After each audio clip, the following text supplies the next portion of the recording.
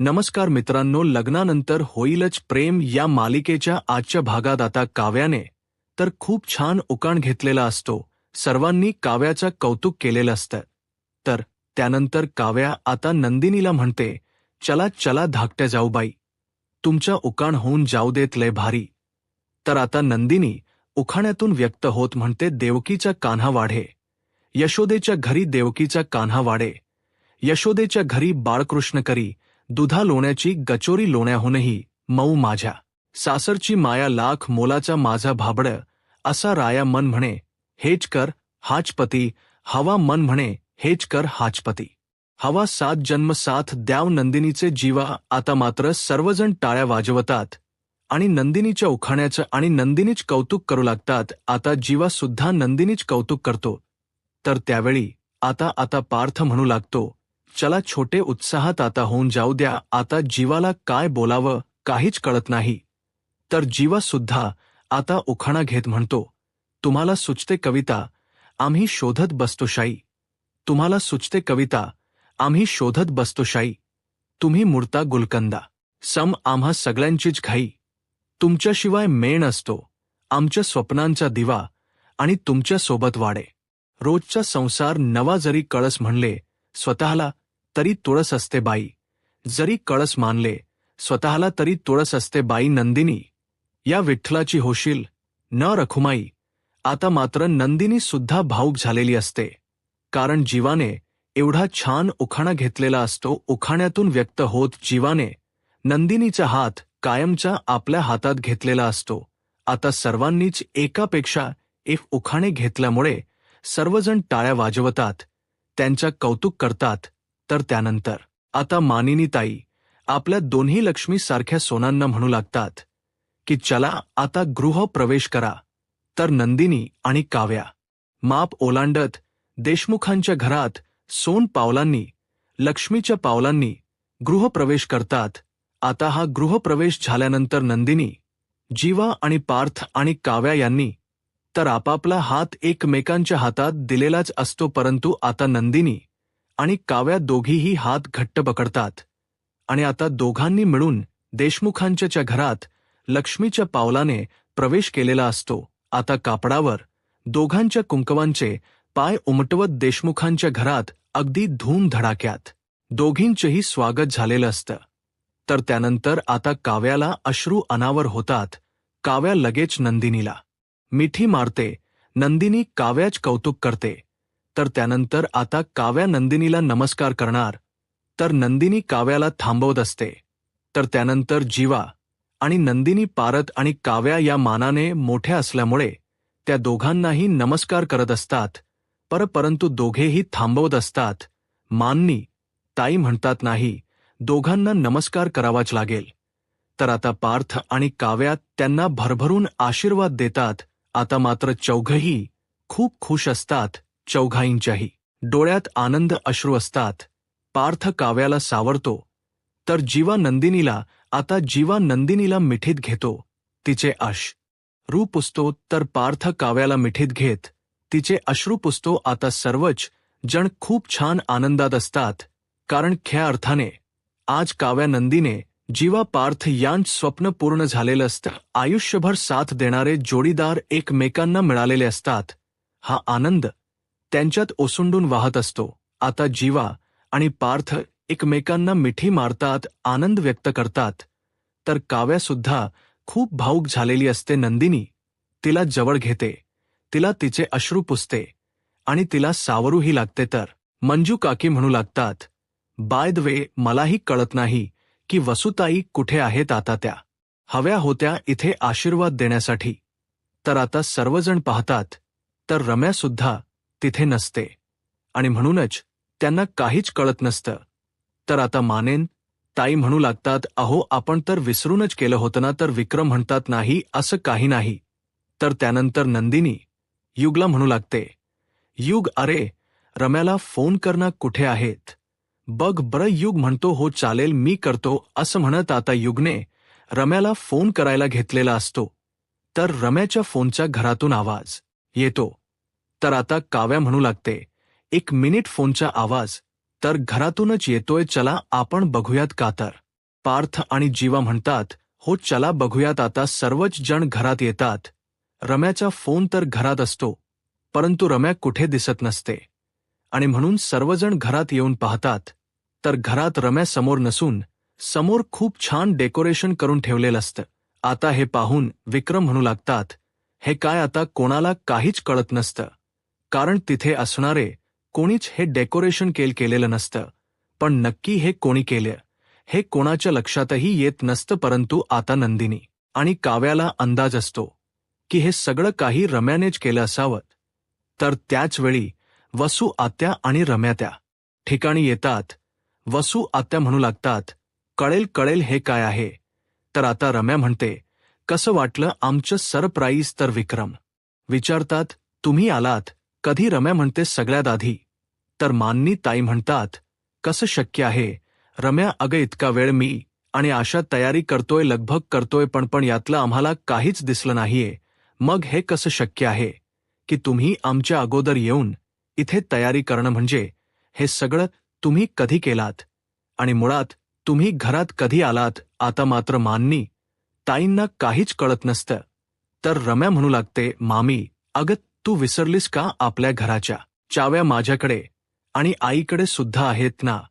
तर माननी ताई म्हणतात, हो पण रम्या म्हणते, गुपचूप हॉलमधून सगळं यांच्या अगोदर निघालो आणि इथे येऊन ही छान तयारी केली. आणि हो हे सगळं काही आम्ही लपून ठेवलं होत आणि म्हणूनच तुम्हाला दिसलं नाही. आता माननी ताई विचार करू लागतात. तर विक्रम रम्याच कौतुक करत म्हणू लागतात, बरं. तर त्यानंतर वसुत्या म्हणतात, हा आणि एवढ्यासाठी आम्ही वरात सुद्धा मिस केली.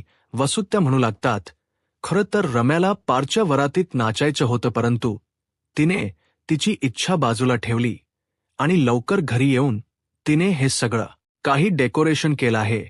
तर रम्या म्हणते, पण तुम्ही सर्वजण एकापेक्षा एक नाचत होता, खरंच खूप मस्त नाचलात. कारण आम्ही तर व्हिडिओ बघितलेत ना, सोशल मीडियावर एकापेक्षा एक व्हिडिओ पडत होते. वसुत्या म्हणतात, हो तर आम्ही ते व्हिडिओ बघितले.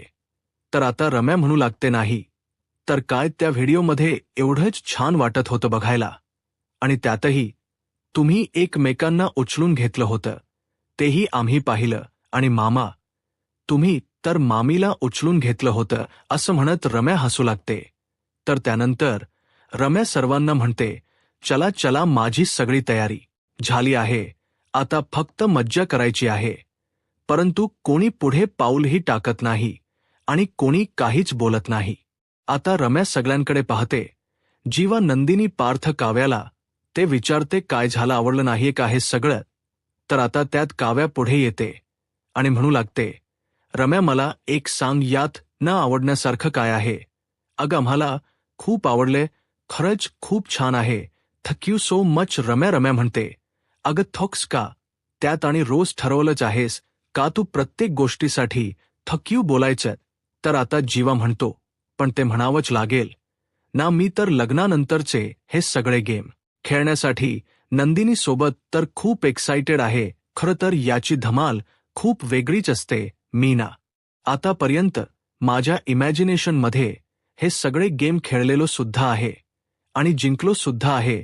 आता जीवाच हे बोलणं ऐकून विक्रम म्हणतात, हा तर फेकूच आहे.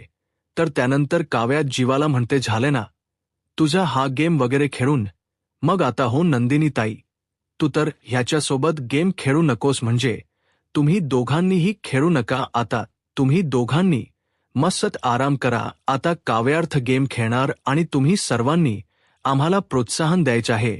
तर जीवा म्हणतो, ए नाही, असं नाही चालणार, मी खेळणार आहे, मला खेळायचं आहे.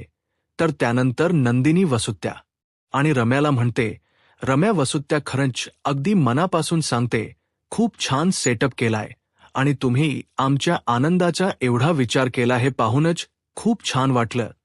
तर रम्या नंदिनीला म्हणते, नंदिनी अगं तुमच्यासाठी काय पण, बरं आता माझा कौतुक सोहळा झाला असेल तर आता खेळ खेळायचे आहेत का, चला.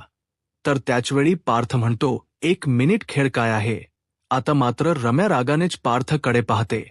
तर सर्वच जण आता रम्याने सांगितलेला खेळ ऐकून टाळ्या वाजवू लागतात आणि आता जीवा, नंदिनी, पार्थ आणि काव्या यांची जोडी खेळ खेळण्यासाठी बसलेली असते रम्या. म्हणते थांबा थांबा, मला 1 मिनिट सांगू तरी द्या. आता रम्या काव्या आणि पार्थ जीवा नंदिनी यांना गेम समजवत म्हणते, आता माझ्या 2 हातात 2 हार्ट आहेत. जीवा आणि पार्थ हे हार्ट घ्या. तर आता जीवा आणि पार्थ ते हार्ट घेतात आणि त्यानंतर रम्या म्हणू लागते, आता हे तुम्ही तुमच्या बायकोच्या हातात द्यायचं. आता दोघेही सहज येतात. तर मान्नी ताई म्हणतात, खरंच वेडे आहात तुम्ही दोघंही. तर आता युग म्हणतो, मलाही काही कळलं नाही. तर विक्रम म्हणतात, ये इकडे ये बरं. असं म्हणत विक्रम युगच्या पाया पडतात, कारण युगला हा खेळ न समजल्यामुळे. विक्रम आणि घरातील सर्वांनाच हसायला येत. तर त्यानंतर नंदिनी आणि काव्या यांच्या हातामध्ये हार्ट असतं. तर त्यावेळी रम्या म्हणते, चला मुलींनो, मी सांगते तसं करायचं. आता हे हार्ट आहे ना, मग ते तुमच्या हाताच्या मुठीत खट्ट पकडून ठेवायचं. तर जीवा म्हणतो, काय हे मला तर काहीच कळालं नाहीये. तर मिथून काका आता जीवाची शाळा घेत म्हणतात, काय काय कळालं नाहीये तुला? अरे मगाशीच तर म्हणत होतास ना की हे गेम तर मी खेळलो आहे आणि जिंकला आहे. उगाच काहीतरी फेकत बसू नकोस, म्हणजे पिंपळाच पान पडलं तर झाड पडल्याच सोंग घेऊ नकोस. तर आता सर्वजण मिथून काकांकडे पाहतात आणि हसू लागतात. मिथून काकांनी जीवाची चांगली शाळा घेतलेली असते. तर जीवा सर्वांना म्हणतो, 1 मिनिट हसण्यासारखं काहीच नाहीये. खरं तर मी माझ्या इमॅजिशनमध्ये हा गेम खेळलाच नव्हतो. माझ्या डोक्यात ना एक वेगळाच गेम होता आणि तो मी खेळलो होतो आणि त्या खेळात मी जिंकलोही होतो. तर आता सर्वजण म्हणतात, अच्छा ओ. असं म्हणत आता जीवाचं कौतुक करण्याचं नाटक करतात. आता सर्वांनाच जीवाची ही नाटक चांगलीच माहीत असतात. तर आता रम्या म्हणते, ते सगळं दिसतंच आहे तुझ्या चेहऱ्यावरून, पण आता गेम असा आहे की आता या दोघींच्या हातात असणार हार्ट तुम्हाला परत मिळवायचं आहे. तर पार्थ म्हणतो, एवढंच ना? तर जीवाई म्हणतो, हे काय? असं म्हणत दोघांनाही तो खेळ अगदी सहज आणि सोपा वाटत असतो. जीवा पार्थला म्हणतो, दादा, अरे रम्याने एवढा एक्साइटेड केलं होतं की आपल्याला वाटलं काहीतरी वेगळा गेम असेल, परंतु हा रम्याने एवढा साधा सोपा गेम ठेवलाय आपल्यासाठी. तर सहज आहे. पार्थ म्हणतो, नाही तर काय, मी एवढ्या सिमेंटमधून एवढा छोटासा दगड शोधून काढतो, मग यांच्या हातातील हार्ट परत घ्यायला कितीसा वेळ लागणार आहे. असं म्हणत जीवा आणि पार्थ यांना तर हा खेळ आवडलेला असतो आणि हा सगळ्यात सोपाही वाटत असतो. आता काव्या नंदिनीला म्हणते, नंदिनी ताई, ऐकतेस ना माझा बोका काय म्हणतोय? तर आता नंदिनी म्हणते, म्हणजे काय, माझा पसारेवाला सुद्धा काही कमी नाहीये. आता डोक्यात एवढा ओव्हर कॉन्फिडन्स भरलाय ना. बघू आता हे हार्ट कसाच मिळवतात ते. तर काव्या म्हणू लागते, कसं आहे ना, माझ्या बाबांना माझ्या हातातून रिमोट कधी काढता आला नाही. तो रिमोट कधी त्यांनी घेतला नाही आणि हे टॉपट आर्किटेक्ट पार्थ देशमुख माझ्या हातातून हे हा डिस्काउंट घेणार आहेत. तर जीवा म्हणू लागतो, तर त्याबलीला काय येतं? तर आता मात्र नंदिनी आणि काव्या बघतात आणि विचारतात, काय? आता मात्र जीवा शांतच होतो. तर नंदिनी म्हणू लागते, मी तर मोहित्यांची झाकली मूठ होते आणि आता देशमुखांचे जन्मी जय देशमुख माझ्या हातातून हार्ट सोडवून घेणार. असं म्हणत नंदिनी सुद्धा हसू लागते. तर आता जीवा म्हणतो, बस बस चकाचक बाई. तर आता नंदिनी म्हणते, मला तर कळतच नाही की मी या माणसासोबत कसं काय लग्न केलं. आता घरातील सर्वजण हसू लागतात. जीवा म्हणतो, बस म्हणाला ना चकाचक बाई, आणि हो आता लक्षात ठेव की हा जन्मी जय देशमुख काय करू शकतो. आणि आता तू तुझी ही मूठ घट्ट पकडा नाही. जर तुझ्या या झाकल्या मुठीवर टिचून नाक ओपन केलं तर. असं म्हणत जीवा काय बोलतोय त्याच्यात यालाच कळत नसतं. पार्थ म्हणतो, छोटे काय काय चालले? तर विक्रम म्हणतात, काय काय नक्की तुला काय बोलायचंय? तर जीवा म्हणतो, नाही तुझ्या टाच्यावर. आता जीवाला काय बोलावं काहीच कळत नसतं. आता पार्थ जीवाला नक्की ती म्हण काय आहे हे सांगतो.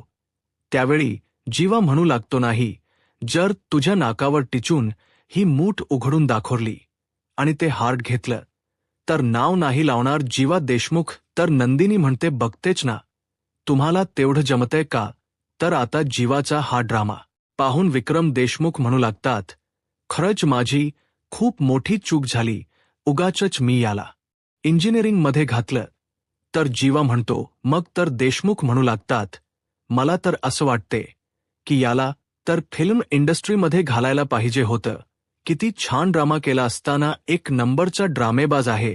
तर विक्रम म्हणतात, खरंच मला या मुलाचा तर काही कळतच नाही, कसा नुसता ड्रामा करत असतो ना, म्हणजे सगळ्यांना उगाच काहीतरी सांगत असतो.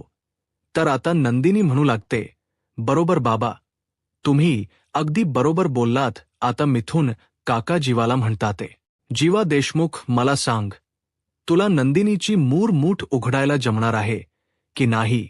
आणि नंदिनी, हा मिथून काका तुला शब्द देतो की आता काही झालं तरी मूठ काही उघडू द्यायची नाही आणि याला गुडघ्यावर आणायचं. तर आता जीवा म्हणतोय, मिथून काका आता थांब आणि तू स्वतः बघ, असं म्हणत आता जीवा नंदिनीला म्हणतो, बघ आता मी तुला दाखवतोस की ही मूठ कशी उघडायची. नंदिनी म्हणते, मी सुद्धा बघते ना की तुम्ही माझ्या हाताची मूठ कशी उघडता. आता नंदिनी सुद्धा सज्ज झालेली असते. तर त्याचवेळी रम्या म्हणू लागते, एक मिनिट थांबा, अरे नियम तरी ऐकून घ्या. मूठ अशीच तुमच्या सगळ्या पूर्ण हाताच्या बोटाने उघडायचीच नाहीये, तर फक्त या 2 बोटांचा वापर करायचाय. जीव म्हणतो, एवढंच ना, आता याच 2 हात बोटाने वापर करून मी तुम्हाला ही मूठ उघडून दाखवतोच. 2 बोट कशाला, एका बोटाने सुद्धा मी मूठ उघडू शकतो. तर काव्या म्हणते, हो होऊन जाऊ दे, बघू, आम्हाला सुद्धा बघायचं आहे, असं म्हणत आता काव्या जीवाची मजा घेत असते. तर आता रम्या म्हणू लागते, चला 1 2 3 असं म्हणत आता जीवाला स्टार्ट करायला सांगते. आता जीवाने अगदी उत्साहाने गेमला सुरुवात तर केलेली असते आणि जीवामध्ये असतो तो म्हणजे ओव्हर कॉन्फिडन्स. जीवाला वाटत असतं की हे मूठ उघडणं किती सोपं आहे, परंतु आताच यावेळी तो सुरुवात करतो त्यावेळी मात्र पुढे दिसूनच येतं की जीवा एका बोटाने मूठ उघडण्याचा प्रयत्न करत असतो. सगळेजण जीवावर हसू लागतात. तर जीवा पुन्हा एकदा नाटक करत म्हणतो, प्रॅक्टिस. नंदिनी म्हणते, काय? जीवा म्हणतो, हो, प्रॅक्टिसच चालू होती, असं म्हणत जीवाने वेळ मारलेली असते. आता जीवा प्रयत्न करत असतो काही करून नंदिनीच्या हाताची मूठ उघडून तिच्या हातामध्ये असणार हार्ट जीवाला मिळवायचं असतं. आता खेळायला सुरुवात झालेली असते. जीवाच्या प्रयत्नाने ही सुरुवात झालेली असते, परंतु जीवाचा उत्साह इथेच मोडून पडलेला असतो, कारण नंदिनीचा हात काही, त्याची मूठ काही त्याला उघडता येत नाही आणि जीवाचा चांगलाच तोल जातो आणि जीवा खाली पडतो. आता मात्र सर्वच जण जीवावर हसू लागतात. जीवा म्हणतो, नाही, मी हडलो नाहीये, मी तर प्रयत्न करणारच आणि एवढंच तर सोप आहे, असं म्हणत जीवा पुन्हा एकदा सुरुवात करतो. आता काव्या नंदिनीच कौतुक करत असते. तर पार्थ जीवाला म्हणतो, अरे जीव, जोड लाव ना, एवढी लाठी काठी खेळतोस आणि तुला त्या मोठीतल एक हार्ट काढता येत नाही. तर आता काव्या म्हणू लागते, देशमुख, तुमची ही वेळ येणार आहे, कळते ना तुम्हाला?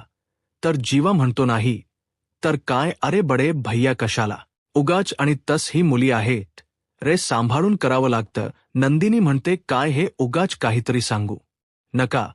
तर जीवा नंदिनीला म्हणतो, तू इकडे दे हात, तुझ्या इकडे द्या. नंदिनी म्हणते, घ्या आणि दाखवा मूठ उघडून. आता जीवा पुन्हा एकदा प्रयत्न करायला सुरुवात करतो. तर इकडे मानिनी ताई नंदिनीच्या बाजूने असतात आणि नंदिनीला सांगत असतात की मूठ उघडू नकोस. तर विक्रम जीवाच्या बाजूने असतात आणि मूठ कशी उघडायची हे जीवाला सांगण्याचा प्रयत्न करत असतात, परंतु कितीही समजावण्याचा प्रयत्न केला तरी मात्र मोहित्यांची लेक काही ऐकत नसते. आणि काहीही झालं तरी नंदिनी काही जीवाच्या हाती लागत नसते. मोठूट काही जीवाला उघडता येत नाही. जीवाने कितीही अथक प्रयत्न केले, जीवाने कितीही ही जीव तोडून प्रयत्न केले, तरी सुद्धा नंदिनीच्या हाताची मूठ उघडता काही त्याला येत नसते. आता जीवाच्या प्रयत्नांना काही यश येत नसतं आणि म्हणूनच पार्थ म्हणू लागतो, काय हे जीवा, अरे इज्जत काढतोयस तू देशमुखांची. जीवा म्हणतो, बडे भैया जरा थांब ना. आता पुन्हा एकदा जीवा प्रयत्न करतो तर विक्रम म्हणू लागतात, अरे बाबा, नवीन वर्ष सुरू होईल, या वर्षात तरी तुला जमणार आहे ना, असं म्हणत सर्वजण जीवाच्या या वागण्याची गंमत घेत असतात. कारण काही झालं तरी नंदिनीच्या हाताची मूठ काही जीवाला उघडता येत नाही. अक्षरशः जीवाला घाम फुटलेला असतो, परंतु मूठ काही उघडता आलेली नसते. आणि म्हणूनच नंदिनी जीवाची मजा घेत जीवाला विचारते, घाम पुसायला पद्र हवाय का? आता मात्र सर्वजण हसू लागतात.